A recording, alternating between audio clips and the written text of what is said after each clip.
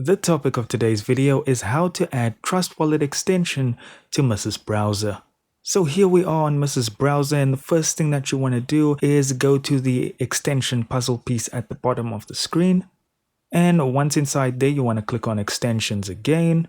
And now in the top left corner, we have these three lines, and we want to click on the web store over here.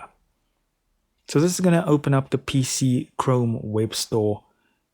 And we are going to just go to the search bar here and type in Trust Wallet, full word, and then click enter.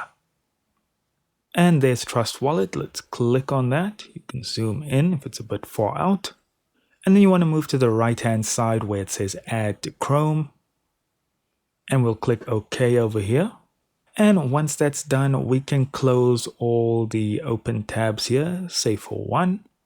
And now we can click on the extension puzzle piece again, and there we'll see Trust Wallet. And if you click on that, it's going to redirect you to Trust Wallet, and you can create your wallet or you can use your existing seed phrase. And that's all there is to it. Thank you so much for watching. Do consider liking and subscribing, and I'll see you in the next video.